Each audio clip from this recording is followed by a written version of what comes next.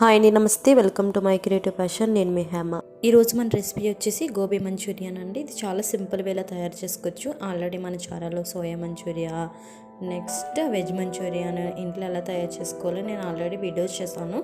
Interest ఉంటే మీకు నేను ఐకార్డ్లో డిస్క్రిప్షన్లో లింక్ ఇస్తాను, అందులోంచి వెళ్ళి చూడొచ్చండి. ఇప్పుడు మనం బౌల్ తీసుకొని అందులో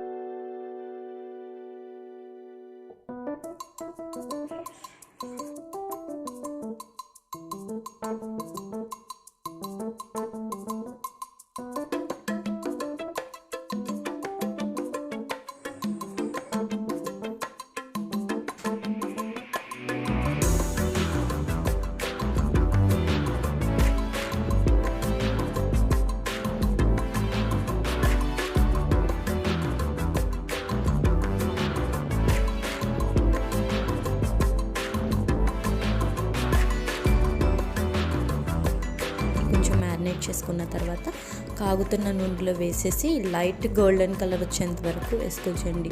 ఇలా దీంట్లోనే మనం మ్యారినేటింగ్కి పెరుగు కూడా వాడచ్చు, మీ ఇష్టం బట్టి ఉంటుంది. ఇలా ఫ్రై అయిన వాటిని ఒక ప్లేట్లో తీసేసుకొని పక్కన పెట్టుకుందాం. ఇప్పుడు డ్రై సాస్ తయారు చేసుకోవచ్చండి. ఇవి గ్రేవీ టైప్ కాకుండా డ్రైగా ఉంటుంది. ఒక కడాయిని హీట్ చేసుకొని అందులో కొంచెం ఆయిల్ని యాడ్ చేసుకోవచ్చు. అందులోనే చిన్న చిన్న ముక్కలు కట్ చేసిన అల్లం వేసి ఫ్రై అయిన తర్వాత ఆనియన్స్ని కూడా వేసి బాగా ఫ్రై చేద్దాం. ఇలా ఫ్రై చేసిన తర్వాత కొంచెం చిన్న చిన్న ముక్కలు కట్ చేసిన పచ్చిమిర్చి వేసి అండ్ చిల్లీ సాస్, ఇందులోనే షీజ్వాన్ సాస్ లేదా మనకి రెడ్ చిల్లీ సాస్ అనేది ఉంటుంది, దానిని యాడ్ చేసుకోవచ్చు. సోయా సాస్ కొంచెం వేసి బాగా మిక్స్ చేయాలి, బాగా ఫ్రై చేద్దామండి. అలా ఫ్రై అయిన తర్వాత ఇందులో కొంచెం టమాటా కెచప్ని యాడ్ చేసుకోవచ్చు. అలా యాడ్ చేసుకుని కొంచెం కలపాలండి. అలా కలిపిన తర్వాత ఇందులో కొంచెం వెనిగర్ యాడ్ చేద్దాం. అలా యాడ్ చేసి ఒకసారి ఫ్రై అయిన తర్వాత ఇందులో వైట్ పెప్పర్ని యాడ్ చేయాలండి.